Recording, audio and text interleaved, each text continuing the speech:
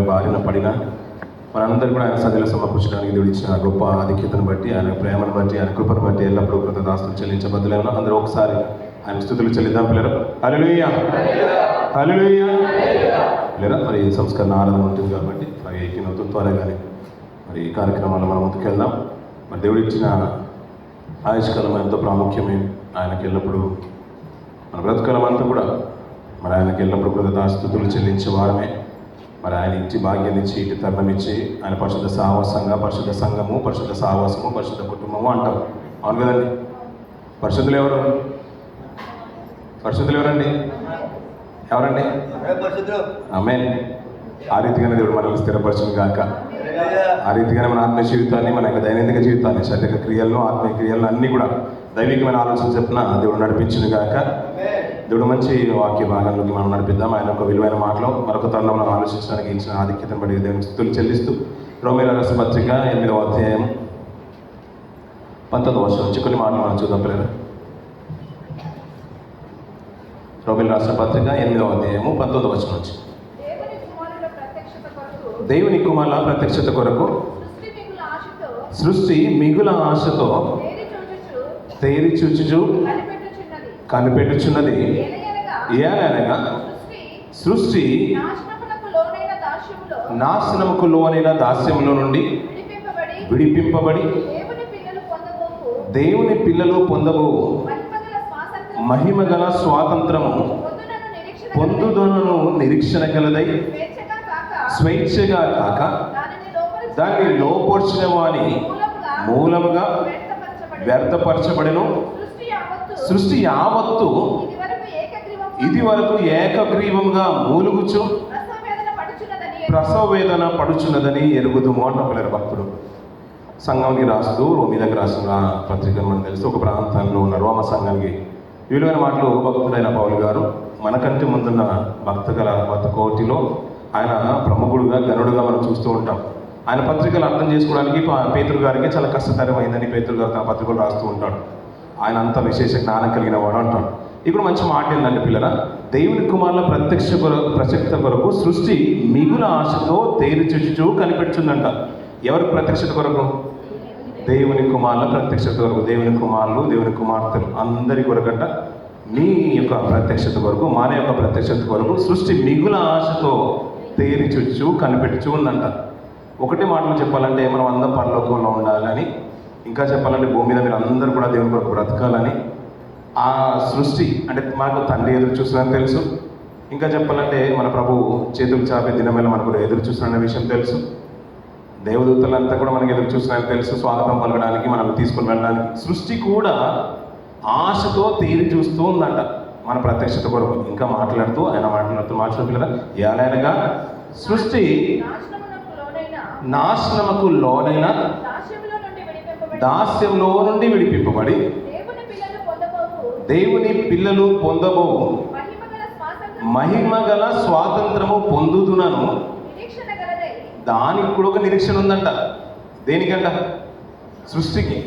అంటే మీరు ఎప్పటికైనా ఆ మహిమగల స్వాతంత్రాన్ని పొందుకుంటారు అనే నిరీక్షణ సృష్టికి కూడా ఉందంట. నిరీక్షణ గలదై స్వేచ్ఛగా కాక దాని లోపరచవాని మూలంగా వ్యర్థపరచబడెను. సృష్టి యావత్తు ఇది వరకు ఏకగ్రీవంగా మూలుగుచు ప్రసవ వేదన పడుచున్నదని ఎరుగుదాం. ఎప్పుడన్నా మీరు మూలుగులు విన్నారండి? ఎవరైనా మూలుగులు విన్నారా? సృష్టి పక్కన పెట్టండి. మూలుగులు ఎవరన్నా విన్నారా? ఇంకా చెప్పాలంటే మన పెద్దవారిని, ముసలి వారిని మనం అప్పుడప్పుడు ఇంటికాడ వినేవాళ్ళం. ఇక్కడక్కడ అప్పుడప్పుడు మనల్ని కూడా ములుగుతారు అనుకోండి. ఆలస్యమైన ములుగుతారు, ఏదైనా మాట అన్నా ములుగుతారు, ఏదైనా తక్కువైనా ములుగుతారు, ఏదైనా అన్నా ములుగుతారు. మన ములుగులు కూడా మనం వింటూ ఉంటాం. సృష్టి ఏకగ్రీవంగా మూలుగుతూ ప్రసవ వేదన పడుతున్నారు. ప్రసవ వేదన అంటే మనకు బాగా తెలుసు. మన సోదరులు, మన తల్లుల గురించి మనం ఎక్కువగా వింటూ ఉంటాం. వారి ప్రసవ వేదన మనకు బాగా తెలుసు. సృష్టిలో మొట్టమొదటి ప్రసవ వేదన పడింది ఎవరండి? అవ్వమ్మ గారు కదండి. అప్పుడప్పుడు ఈ మధ్యకాలంలో అంత ఎక్కువగా మనం అంతా చూస్తున్నాం కాబట్టి మనకు దాని విలువ తెలియట్లేదు. కానీ సమాజానికి ఈ రోజుల్లో సిజరీన్ వాళ్ళే ఎక్కువ వెళ్ళిపోతున్నారు. ఎందుకంటే నేను భరించలేను అని. ఒకప్పుడు నార్మల్ డెలివరీలు ఎక్కువే. ఇంకా ప్రెగ్నెంట్ ఉన్న సహోదరి వాళ్ళు, తల్లిని మనం చూసినట్లయితే పిల్లరా, వాళ్ళు క్యారీ చేసే విధానం చాలా కష్టం అవుతుంది. అప్పుడప్పుడు ఇట్లా చేతులు దాని పొట్ట మీద పెట్టుకొని, కింద పెట్టుకొని, సపోర్టివ్ పట్టుకొని ఏమైనా మన పురుషులు చూసినా మన సహోదరులు చూసినా వాళ్ళు కూడా క్యారీ చేస్తున్నారు అనుకోండి ఈ మధ్యకాలంలో. వాళ్ళు చూస్తుంటే వెయిట్ను భరించలేక వాళ్ళు కూడా చేతి పెట్టుకుని ఇట్లా ఉన్నప్పుడు అంత బరువు మోస్తున్నారేమో అని మనకు అర్థమవుతుంది. నార్మల్ అవుతున్నప్పుడు ఆ వేదన నొప్పులు మామూలుగా ఉండవు పిల్లలు. అందుకని మరో జన్మన్నారు. ఇంకా ఈ రోజుల్లో చూస్తుంటే నేను భరించలేని తల్లి నాకు సిజరీన్ అయినా పర్లేదని చాలామంది సిజరీన్ చేసుకుంటారు. అవును కదండి. కానీ ఆదిలో మీరు ఆలోచించండి పిల్లలు, ఆదము పక్కన ఇంకెవరు లేరు, ఆమెకు ట్రీట్మెంట్ చేయడానికి ఎవరు లేరు, నర్సులు లేరు, డాక్టర్లు లేరు, పక్కన ఉన్న వాళ్ళు లేరు, వారికంటే తల్లిదండ్రులు లేరు, తాత ముత్తలు లేరు, తల్లి తరపున వారు లేరు, తండ్రి తరపున అంటే భర్త తరపున వారు బంధువులు లేరు, భార్య తరపున వారు బంధువులు లేరు. ఆయన ఒక్కడే తన తోడుండి ఆమెకు డెలివరీ చేసినట్టు మనకు అర్థమవుతుంది. అంతే కదండి. ఈ రోజులలో హాస్పిటల్కి లోపలికి తన భర్తల్ని అలౌ చేస్తున్నారు ఈ మధ్య కాలంలో. కానీ సృష్టిలో ముందులోనే ఆదం గారు ఉన్నట్టుగా మనకు కనబడుతుంది. ఇది కల్లారా చూసిన ఆయన భార్యని ఏమని అనగలుగుతాడు? నా కొరకు ప్రసవేదన పడి నొప్పులు భరించి ఒక బిడ్డని కన్నది కాబట్టి ఆ అమ్మ కూడా ఒక అద్భుతమైన మాట అంటుంది, యెహోవాను ఒక బిడ్డను నేను సంపాదించుకుంటుంది అంటారు.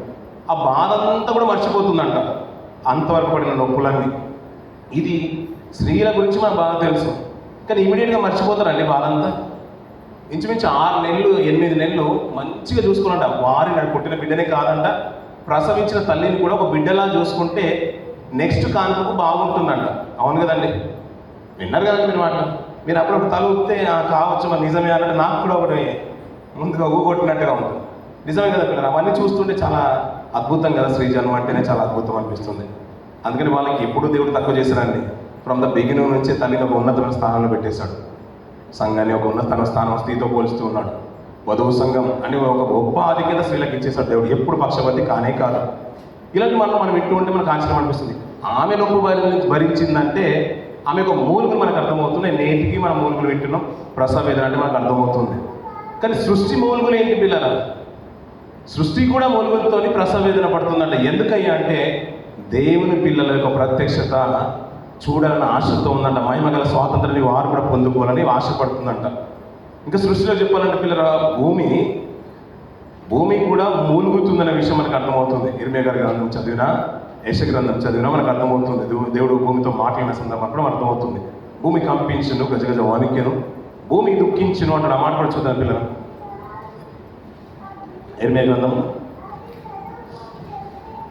చదివేసిన పిల్లలు త్వరగా తీసి. భూమి దుఃఖిస్తుందంట.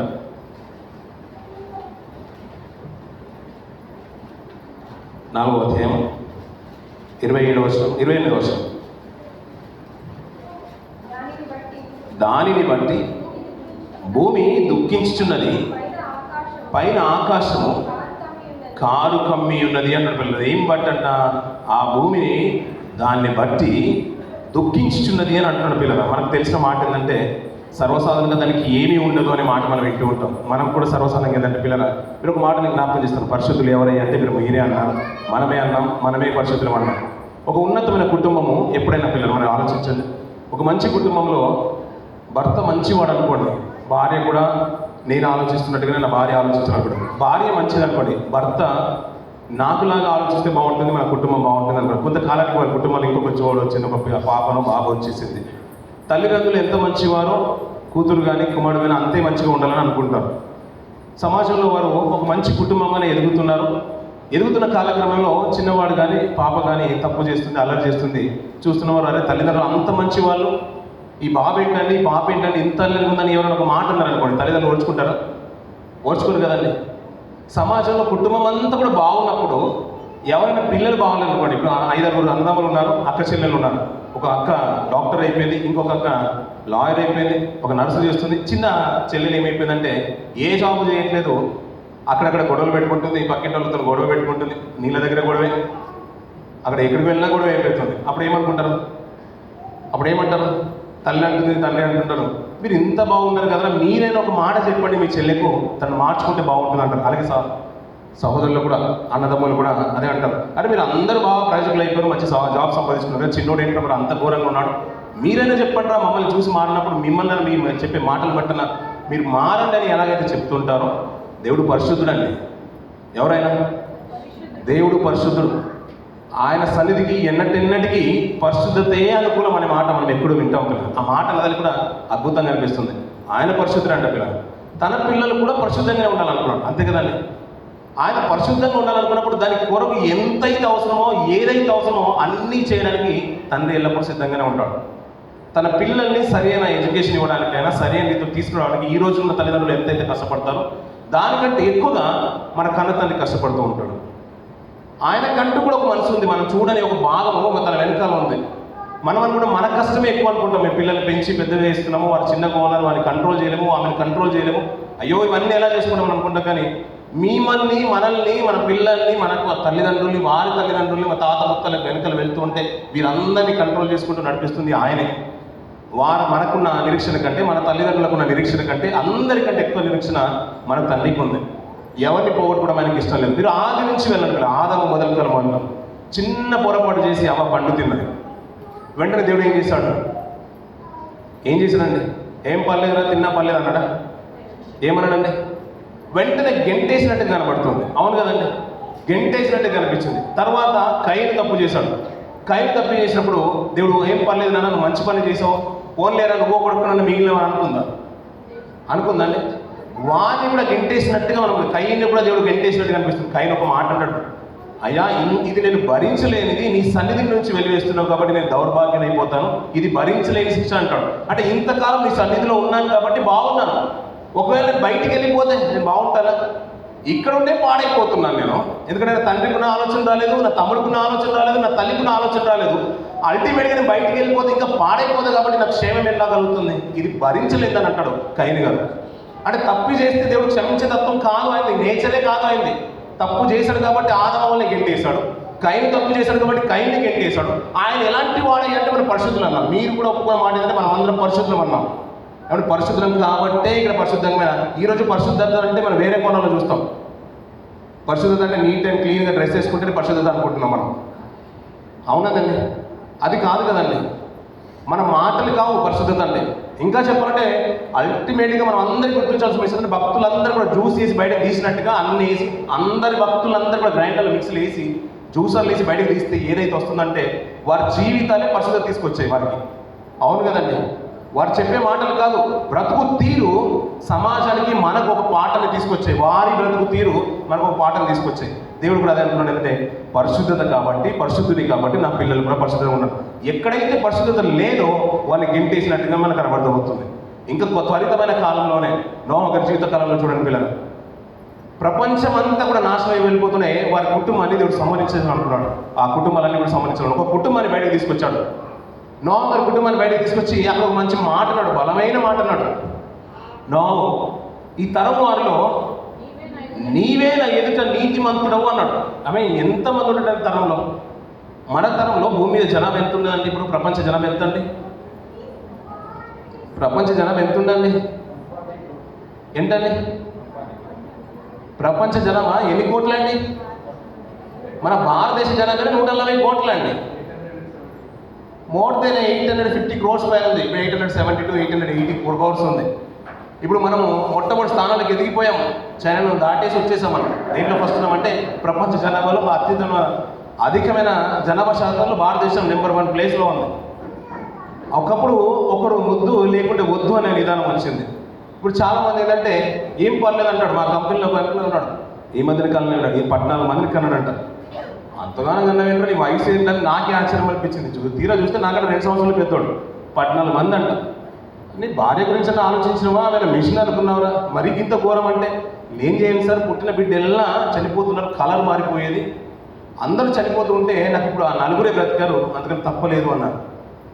ఈ రోజుల్లో పిల్లల జనాభా విస్తరించిపోతుంది, కానీ వారి కుటుంబంలో తండ్రి ఎలా ఉన్నాడో తన భార్య కూడా మంచిగా ఉండాలనుకుంటాడు. భార్య భర్తలు ఎలాగైతే ఉన్నారో తన పిల్లలు కూడా పరిశుద్ధతలోనే ఉండాలనుకుంటారు.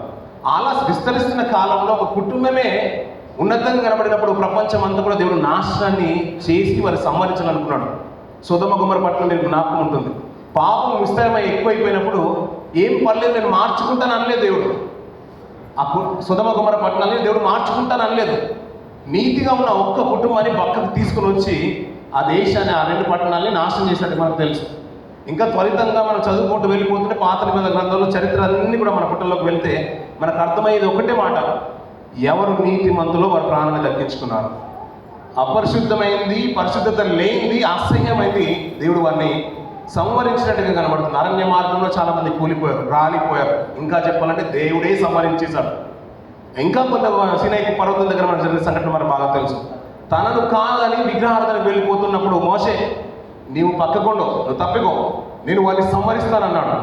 సంవరించేసి ఏ రీతిగా అయితే నోహా కుటుంబం ద్వారా ప్రపంచాన్ని నేను మళ్ళీ ఏ రీతిగా అయితే డెవలప్ చేశానో ఆ రీతిగానే మరొక జనరేషన్ నీ కుటుంబం ద్వారా నేను పుట్టిస్తాను ప్రపంచాన్ని, అని ఇజ్రాయేల్ సమాజాన్ని నేను నాశనం చేస్తాను అన్నాడు దేవుడు. ఏం పర్లేదు అనే ధోరణి కనిపించదు పిల్లలు. ఎందుకంటే మనం అన్న కుటుంబంలోనే కుటుంబం బాగుండాలని మనం ఎలాగైతే నిరీక్షణ కలిగి ఉంటామో, ఒక ఆశ ఉంటుందో, తన పిల్లలు బాగుండాలని దేవుడు కూడా కోరుకుంటాడు. పిల్లలు దేవుడు ఆ రీతిగానే ఆశపడతాడు, నువ్వు బాగుండాలని. నాకేదో తీసుకుని రావాలని మనుషులు ఆశపడతారేమో, కానీ దేవుడు అలా ఆశపడడు. నువ్వు బాగుంటే అల్టిమేట్గా నాకు సంతోషం. నువ్వు సంతోషంగా ఉంటే నీ కుటుంబం బాగుంటుంది, మీ కుటుంబం అంతా కూడా బాగుంటే సంఘం బాగుంటుంది, సంఘం బాగుంటే నేను సంతోషిస్తానని దేవుడు అంటాడు. పిల్లలు కుటుంబంలో తీరని లోటు ఉందనుకోండి, మన ప్రార్థన సరిగా రాము పిల్లలు. ఎందుకంటే మనం దేవుడి మీదనే విరక్తి పుడుతుంది. మనకు మనుషుల వారి గురించి చూడము, మొట్టమొదటిగా మన సాహసం అనుకుంటాం. ఎందుకంటే నాకు ఏం న్యాయం చేశాడంటే దేవుడు ఇంత చేసిన తర్వాత అని అంటాం. అందుకని దేవుడు ఎప్పుడు కూడా నీ నుంచి ఒకటి తీసుకోవాలని కానీ, నేను ఇది నష్టపరచాలని కానీ దేవుని యొక్క ఆలోచనలు కావు పిల్లలు. ఆయన మనసు చాలా గొప్పది. నువ్వు బాగుండాలనుకుంటాడు, నీ కుటుంబం బాగుండాలనుకుంటాడు, నీ ఉద్యోగం బాగుండాలనుకుంటాడు, నీకు చాలా డబ్బు రావాలనుకుంటాడు, నువ్వు ఉన్నతంగా ఉండాలనుకుంటాడు. ఉన్నతంగా ఉండి కూడా నా గురించి ఆలోచిస్తే, అంటే దేవుడి గురించి ఆలోచిస్తే దేవుడు అప్పుడు సంతోషిస్తాడంట. అన్నీ ఉన్నప్పుడు దేవుడి గురించి ఆలోచించేవారు చాలా తక్కువగా ఉంటారు. ఏమీ లేనప్పుడే అప్పుడప్పుడు ఆలోచిస్తూ ఉంటాం. అందుకనే దిక్కులేని వారికి ఎవరు దిక్కంటారు? అదేంటండి, దిక్కులేని వాళ్ళకి దేవుడు దిక్కు, మరి అన్ని ఉన్నవాడికి ఎవరికి దిక్కు? అలా ఎలా అవుతుందండి? అయితే అట్టన ఉండాలా ఇట్టన ఉండాలి కదా. మనం వేణు గారు వాళ్ళ దగ్గర ఒక మాట అన్నారు, బోత్ ఆర్ నాట్స్ ఏమన్నాడు. అది చాలా ఆశ్చర్యం అనిపించింది. ఏమంటే అన్నీ ఒకటి రకంగా ఉంటాయండి? కాదు కదండి. అయితే అట్టన్నా ఉండాలి ఇట్టన్నా ఉండాలన్నట్టుగా వాళ్ళకేమో దేవుడు దిక్కు అయితే, అన్ని ఏమీ లేని వారికి దేవుడు దిక్కు అయితే, మరి అన్నీ ఉన్నవారికి ఎవరు దిక్కు అండి? నాకు దేవుడే దిక్కు అని ఎవరు చెప్తారండి? ఎవరు చెప్పరండి. ఈ రోజుల్లో చాలా తక్కువ అండి.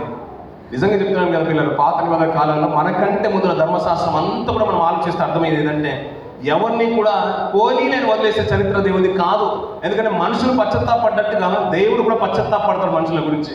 ఎందుకంటే భక్తులు అడ్డుపడ్డప్పుడు పోనీలే అని వారిని కరుణించేయని భక్తులు అడ్డుపడితే వారి ప్రాణాన్ని ముందుగా బలంగా పెడితే ఇతన్ని బట్టి వారికి క్షమించే తత్వము దేవుని. పిల్లలు ఇంకా చెప్పాలంటే పిల్లలు దేవుడు ఏమంటాడంటే, నేను ప్రసవ వేదన కానీ వీని కన్నాను అంటాడు. తల్లి యెషయా ఒక మాట వచ్చాడు పిల్లలు, 66వ అధ్యాయం 66వ అధ్యాయం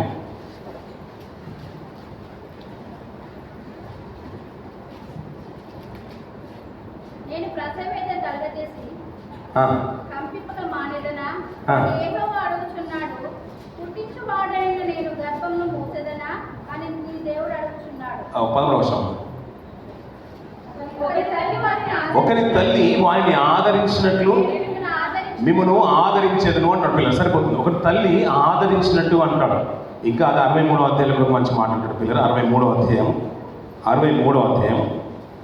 8వ వచనము అలాగే 9వ వచనం, వారు నా జనులనియు అబద్ధములాడనేరని పిల్లలనియు అనుకొని ఆయన వారికి రక్షకుడు ఆయను, ఆయన వారి యావత్ బాధలో ఆయన బాధ నొందులు అంటాడు. ఎవరు బాధ నొందరంట?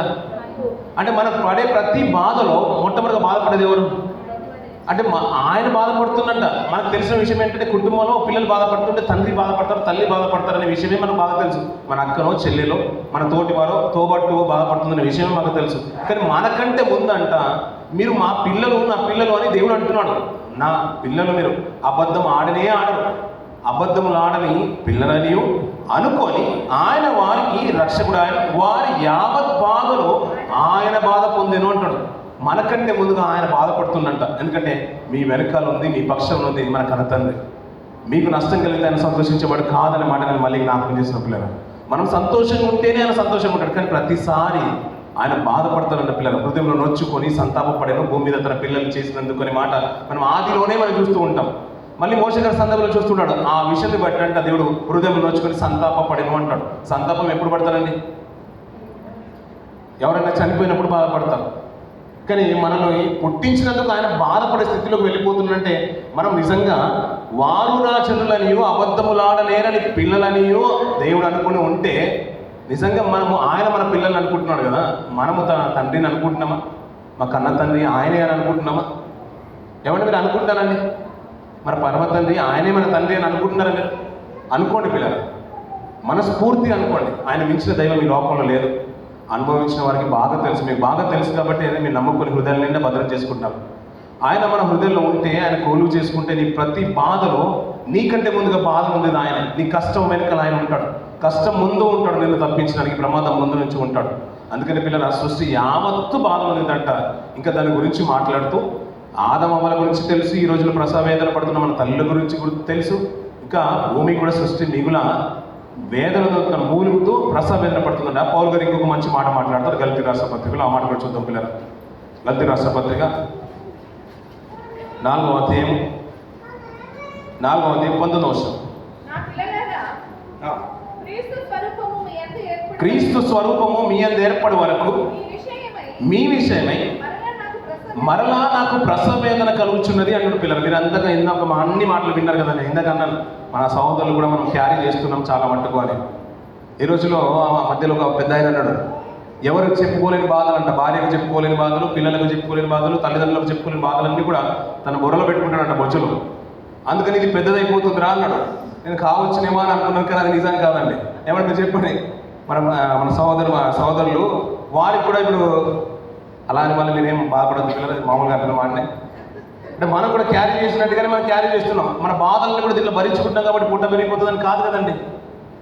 ఆ మధ్యకాలం అంటుంటే లేదు ఇప్పుడే బిర్యానీ తినొచ్చింది కాబట్టి పొట్ట ఉబ్బుకుందని అన్నాను, కావచ్చు అనుకున్నాను నేను. కానీ ఆయన అన్న మాట ఏందని పిల్లలు, పౌలు గారు మీ విషయమై మరలా నాకు ప్రసవేదన కలుగుచున్నది అంటాడు పిల్లలు. మరలా కలుగుచున్నది అంటే ఇంతకుముందు పడ్డాడా ఆయన? పడ్డట్టే కదండి. ఎన్నిసార్లు పడి ఉంటాడు మరి? ఒకసారి ప్రసవ వేదన కలిగిన తర్వాత, ఒకసారి కన్న తర్వాత మళ్ళీ ఒక డెలివరీకి ఉంచుకోమా అంటే ఉంచుకుంటుంది ఈ రోజులో జనరేషన్లో తల్లులు. వద్దు, ఆ బాధ ఎవరు పడుకుంటే ఒకటి చాలు అనుకునే తీరులోకి వెళ్ళిపోయింది ప్రపంచం. ఆ బాధ అంతా ఇంత కాదు, ఆ భరించలేకనే ఇప్పుడు సీజనింగ్ వచ్చింది, సర్వగతి కూడా వచ్చేసింది. అదే గర్భాలు తీసుకొని మరి అక్కడ పిల్లల్ని పెంచుతున్నారు. ఏమంటే ఆ బాధ తట్టుకోలేకపోతున్నారు. అదే బాధను ఒక తల్లికి అర్థమవుతుందని, పురుషులకి బహుశా అర్థం అవ్వదేమో అన్న ఉద్దేశంతో ఒక తల్లిని ఆదరించినట్టు, ఒక తల్లి వారిని ఆదరించినట్టు నేను మిమ్మల్ని ఆదరిస్తాను అంటున్నాడు దేవుడు. ఇంకా మీకు అర్థం అవడానికి ఒక ప్రసవేదన, తల్లి ప్రసవేదన గురించి చెప్తున్నాడు. వారు మనుషులు పురుషులకి సరిగా అర్థమవుతుందో లేదో, అందుకని తమకు ఇష్టానుసారం బ్రతుకుతున్నారు. తల్లులైన మీరైనా, నా కుమార్తెలైన మీరైనా కానీ నా బాధ ఏంటో మీరు అర్థం చేసుకుని, మీరు ప్రసవేదన పడ్డప్పుడు మీకు ఎంతైతే బాధ ఉందో అంతకంటే ఇంకా సృష్టి బాధపడుతుంది అంటున్నాడు. మీ ప్రత్యక్షత తండ్రితో పాటు ఉండాలని ఆశపడుతుంది అంటున్నాడు. అదే ప్రత్యక్షతను మళ్ళీ క్రీస్తు యొక్క స్వరూపాన్ని తన ప్రజల్లోకి తీసుకురావడానికి, గల్తీ సంఘానికి తీసుకుని రావడానికి, క్రైస్తవ సమాజంలోకి తీసుకుని రావడానికి పౌలు గారు అన్న మాట ఏంటంటే, మరలా క్రీస్తు యొక్క స్వరూపం మీ యందు ఏర్పడే వరకు నాకు ప్రసవేదన కలుగుతుంది అంటున్నాడు పిల్లలు. అంటే ఒక మనిషిని మార్చాలంటే ప్రసవేదన అవసరం అండి. అంతగా బాధపడుతుందంటే ఒక తల్లి పిల్లల్ని పెంచే విషయం కానీ, నవమాసాలు మోస విషయంలో కానీ ప్రసవేదన కలిగే సందర్భంలో, ప్రసవించే సందర్భంలో ఎంతైతే బాధ ఉంటుందో ఒక విశ్వాసాన్ని మార్పులోకి తీసుకురావడానికి కూడా అంతే కష్టం అవుతుంది అంటాడు. మీరు ఎప్పుడప్పుడు చూడండి పిల్లలు, నేను చాలా గొప్ప ఉన్నాను, నాకంటే ఒక సీట్ ఉండాలి, నాకంటే ఒక చైర్ ఉండాలి, నేను అక్కడే ఉండాలి, నేను ఇక్కడే కూర్చుండాలి, నియమాలు ఉంటాయి కొన్ని సంఘాల్లో. ఇంకా కొంతమంది వ్యవసాయ గారు అయితే ఆయనకు చైర్ అలాగే ఉంటాయి, చెప్పులు కూడా అక్కడే ఉంటాయి. ఏమంటే అతని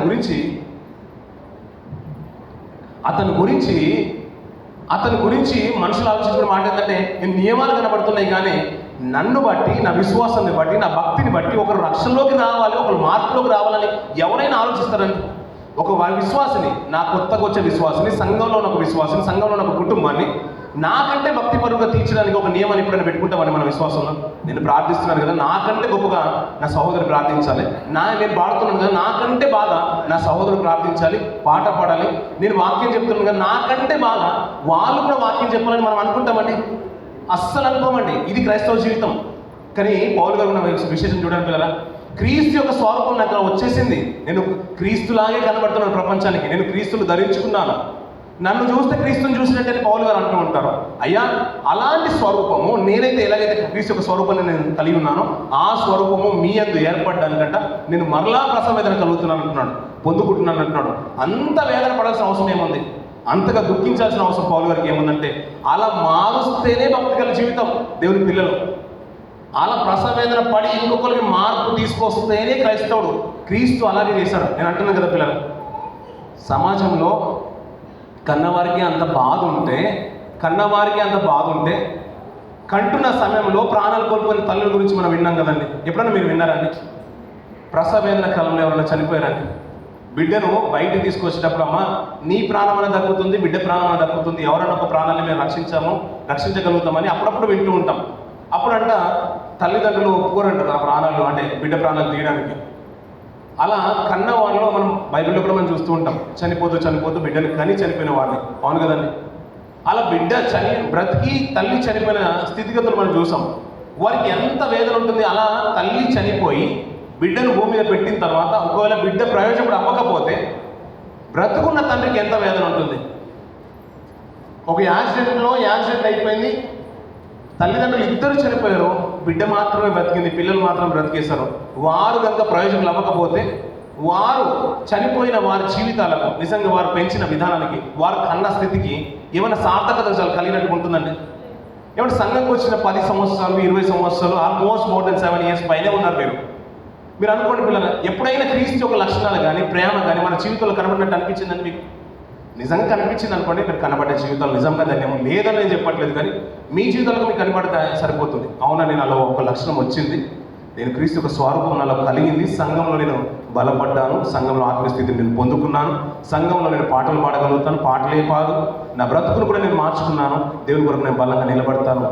ఆయన పిల్లలని ఆయన ఎలాగైతే వారు అబద్ధమాడరని ఆయన ఎలాగైతే అంటున్నాడో, ఆయన ఒప్పుకుంటున్నాడో, నేను కూడా ఒప్పుకుంటున్నాను. ఆయన నా తండ్రి, ఆయన కుమార్తె నేను, ఆయన కుమారుడు నేనని ఒప్పుకునే స్థితి కూడా మనకు రావాలండి. అది రాకపోతే ఆయన చేసిన త్యాగానికి ప్రతిఫలం లేదండి. ఏ రీతి అయితే ప్రాణం పోదు బిడ్డను కన్న తర్వాత బిడ్డ ప్రయోజకుడు అవుతే ఎంతైతే సంతోషం ఉంటుందో, ఈ రోజుల్లో మనం చూస్తున్నాం కదా, ఆటో నడుపుకున్న ఆయన కూతురు అంటే ఐఏఎస్ అయితే ఎంత సంతోషిస్తుంది. హెడ్లైన్స్లో వస్తుంది, పేపర్ ఫ్రంట్ పేజ్లో వస్తుంది, వారిని గొప్పగా చూస్తుంటే మా తండ్రి గారు ఆటో నడిపించి నన్ను చదివించి ఇంత ప్రయోజకురాలని చేసింది కాబట్టి ఇదంతా కూడా మా తండ్రికి క్రెడిట్ అని ఏదైతే గొప్పగా చెప్పుకుంటారో, ఈ రోజుల్లో పౌలు గారు ప్రసవేదనే పడి ఉంటారు పిల్లలు. ఆ రోజుల్లో ఆది సంఘము ప్రాణాలు అర్పించేసారు వారిని కొరకు రక్షణలోకి వేసుకోవడానికి. అయ్యా ప్రభుకున్న మాట ఏంటో తెలుసా, ప్రభు చేసిన త్యాగం ఏంటో తెలుసా? నేను అందరూ ఉన్న ప్రాణాలు పెడుతున్నారు కదా, భక్తులందరి జీవితాలు కూడా పాత నిబంధనలు మనం ఆలోచిస్తుంటే, వారి జీవితాల గురించి ఆలోచిస్తుంటే ఆశ్చర్యం అనిపిస్తుంది. వారి కొరకు దేవుని కొరకంటే, దేవుని పిల్లల కొరకంట ఇర్మియా గారు శ్రమ పొందారు, యెషయా గారు శ్రమ పొందారు. హెజ్కేలును అయితే దేవుడు మామూలుగా 45 ఏళ్ళ పడితే అలా 40 ప్రవక్తలందరి జీవితాలు కూడా, అయినా కూడా దేవుని కొరకు ఓర్చుకున్నారండి. కానీ మళ్ళీ సార్థకత రావట్లేదు, సంతోషం రావట్లేదు, ఇంకేదో చేయలేనప్పుడు మరి ఏం చేస్తే బాగుంటుందని నేను ఇంకా లోతులకు వెళ్ళాలి, వారిని నాతో పాటు ఉండాలి, నా తండ్రి వారి మనసు వారితో పాటు మిళితమైపోవాలి, కలుసుకోవాలనే ఉద్దేశం ఉంటే నేను వెళ్తానని ప్రభు ఈ లోకానికి వచ్చిన విషయం మనకు బాగా తెలిసిన విషయం.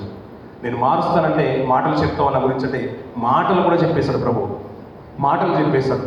వారికి బ్రతికి చూపిస్తామంటే బ్రతికి మరీ చూపించేశాడు ప్రభు. వారు నన్ను చూసిన మారుతానేమో అనుకున్నాడు తండ్రి. ప్రభు కూడా అదే ఆశపడ్డాడు. అలా కాదయ్యా మరి ఇంకా హెచ్చరించైనా చెప్తామంటే హెచ్చరించి కూడా చెప్పేశాడు. ప్రార్థన జీవితం కూడా చెప్పేశాడు. నాతో పాటు ఆత్మ ఉందన్నాడు, నాతో పాటు తండ్రి ఉన్నాడు అన్నాడు. ఒకవేళ తండ్రి నువ్వు వేడుకుంటే ప్రతిదీ కూడా నేను నామంలో వేడుకుంటే నేను ప్రతిదీ కూడా మీకు ఇస్తానన్నాడు. ఇన్ని చేసినా మారట్లేదు కాబట్టి చివరికి ఏమనుకుంటే ప్రాణం కూడా పెడతాను అనుకున్నాడు. పిల్లలు ప్రాణాన్ని పెట్టి మరి నేను రక్షించేశాను. ఆ రక్షించే స్థానంలో ప్రాణం పోయిన పర్లేదని నీ కొరకు నా కొరకు తన ప్రాణాన్ని కూడా దేవుడు పెట్టేశాడు. ప్రాణం పెట్టినా కూడా ప్రభు కొరకు బ్రతకపోతే ఇంకెలా ఉంటుందండి? ఏమంటే తండ్రి తల్లి ఆశతో ఎదురు చూస్తారు, పుడితే బాగుంటుండే, బాబు అయితే బాగుంటుండే, పాప అయితే బాగుంటుంది అనుకున్నారు. తన ఆలోచన ప్రకారం ఎవరో ఒకరు పుట్టేస్తారు అనుకోండి, ఎంత ముద్దుగా పెంచుకుంటారండి. తాను తల్లి వేసుకోలేని బట్టలన్నీ కూడా కూతురికి వేసి సంతోషపడుతుంది. ఆ చిన్నప్పుడు నేను పెట్టుకున్న జుంకీలు కానీ, ఆ నెక్లెస్ కానీ, మెడలో ఉన్న చైన్ కానీ నేను వేసుకోలేని ఆ టైంలో లేవు, నేను నీకు పెడతానులే అంటుంది. అవునండి, అవును కదండి. ఎంతైతే సంతోషం ఉంటుందో పర్వతాన్ని కూడా మన ప్రభు యొక్క ప్రాణాన్ని ప్రాణంగా పెట్టేసి నిన్ను సంతోషపెట్టాలనుకున్నాడు. ప్రభు ఈ రోజుల్లో ఈ భూమికి వచ్చిన తర్వాత ఏ రోజు సుఖపడిన జీవితాలు కాదు, కానీ నిన్ను సుఖంగా చూడాలనుకున్నాడు.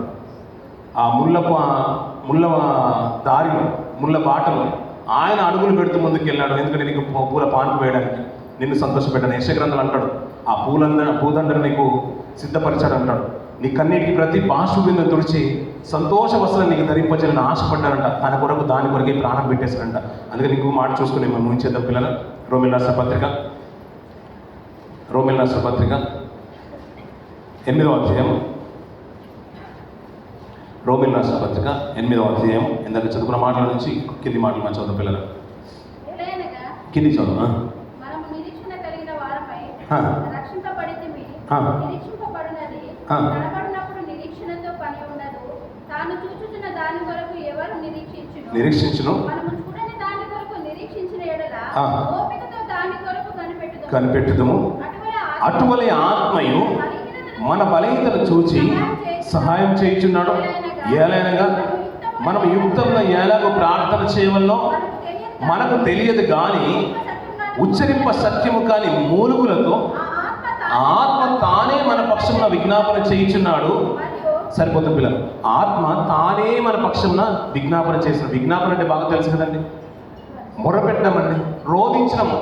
అయ్యా వారిని రక్షించు, వారి ప్రార్థన ఏ రీతిగా ఉన్నా కానీ, వారి పాట ఏ రీతిగా ఉన్నా కానీ, వారి భక్తి జీవితం ఏ రీతిగా ఉన్నాను కనీసం ఒప్పుకున్నానా, దేవా నన్ను క్షమించమని ఒక్కరోజు బాప్తిసం తీసుకొని రక్షణలోకి వచ్చేసారా, వారిని క్షమించేసే అని మన పక్షమున ఆత్మ మూలుగులతోని మొరపెడుతూ నడుచడం విలువ. యుక్తంగా ఎలాగో ప్రార్థన చేయవల్లో మనకు తెలియదు కానీ ఉచ్చరింప సత్యము కానీ మూలుగులతో ఆత్మ తానే మన పక్షమున విజ్ఞాపన చేయించున్నాడు అన్నాడు. ఆత్మ కూడా మన పక్షంలో ఉందంటే దేవుడు కూడా మనకి ఇంకా చెప్పాలంటే మన ప్రభు అయిన యేసుక్రీస్తు క్రీస్తుల వారు కూడా తండ్రి దగ్గర కూర్చున్నట్టు మన కొరకు విజ్ఞాపన చేస్తున్న మాట కూడా మనం ఎక్కువగా వింటూ ఉంటాం పిల్లలు. మన కొరకు విజ్ఞాపన చేయాల్సిన అవసరం అతనికి ఏముందండి? ఆ రోజు ఏ రీతిగా అయితే ఆదమ వాళ్ళు గెంటేసినట్టుగా మనల్ని గెంటేయవచ్చు కదా, ఆ రీతిగా ఏ రీతి అయితే కైనవును అక్కడ నుంచి తన సన్నిధి నుంచి, దేవుడి సన్నిధి నుంచి తొలగించినట్టుగా మనల్ని తొలగించవచ్చు కదా తప్పు చేసినప్పుడు. ఏ రీతిగా అయితే సొదమ గొమొర్రా పట్టణాన్ని దేవుడు నాశనం చేశాడో ఆ రీతిగానే మనల్ని నాశనం చేయొచ్చు కదా.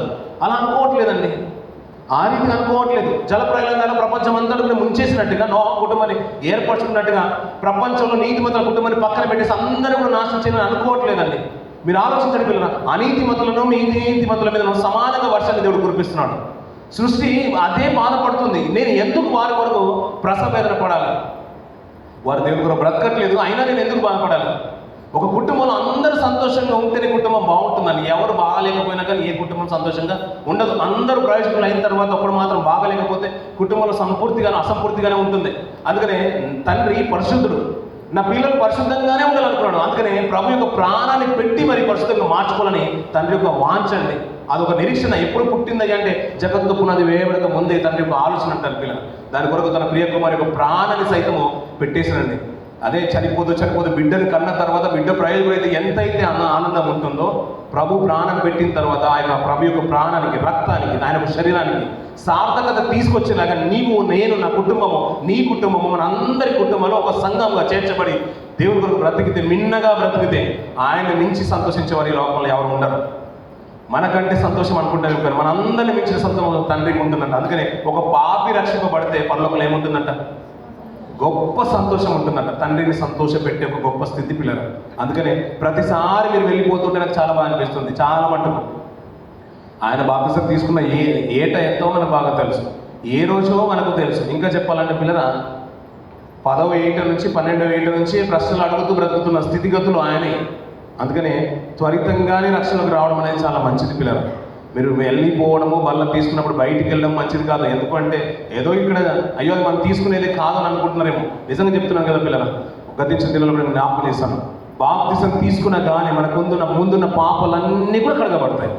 బాప్తిసం తీసుకున్న తర్వాత మనం అనాలోచితంగా కానీ, ఒకవేళ ఇంటెన్షనల్గా కానీ, అసభ్యకరంగా కానీ, ఒకవేళ ఉద్దేశపూర్వకంగా కానీ ఒకవేళ పొరపాటు చేసినా మళ్ళీ క్షమాపణ దొరికేది ఆయన రక్తం వల్ల మాత్రమే, ఆయన బల్ల వల్ల మాత్రమే. ఇది కూడా నువ్వు తీసుకోకుండా ఇంకా ఉంటే ఆయన తీర్పు కొరకు నువ్వు ఎదురు చూస్తున్నావు. ఇంకా ఏంటంటే జడ్జి గారు వచ్చి నా పక్షంలో ఒక న్యాయవాది, ఆయన పక్షంలో ఒక వాది, ఇవన్నీ కూడా తీర్పు జరిగితే ఎలాగైతే ఉంటుందో, నువ్వేంటంటే ఆయన తీర్పు కొరకు కావల్లో ఉంచబడినట్టుగా నిన్ను నీవే దోషానికి, శిక్షకు అర్హుడిగా నువ్వు ఎంచుకుంటావు. అది ఆ స్థితిలోకి మనం వెళ్ళొద్దు.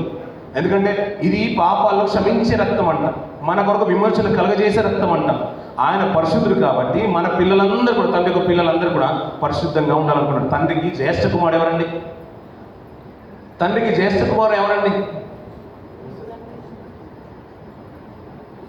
ఏమండి మీరు ఎప్పుడు విన్నారండి జ్యేష్ఠుడు ఆయనని, జ్యేష్ఠ కుమారుడని, తండ్రికి ప్రియమైన కుమారుడని ఎవరన్నా విన్నారండి?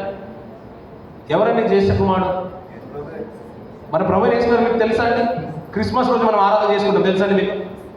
ఆయన శరీరము, ఆయన బల్ల అంటాం, ఆయనే అండి మన ప్రభు. తండ్రికి ప్రియమైన కుమారుడు, మనకంటే పెద్దోడు ఉన్నోడు, ఇంకా చెప్పాలంటే ఆయనే సర్వలోకానికి చక్రవర్తి. తండ్రి యొక్క ఉద్దేశాలన్నీ కూడా సఫలం చేసిన ఏకైక చక్రవర్తి మన ప్రభు మాత్రమే.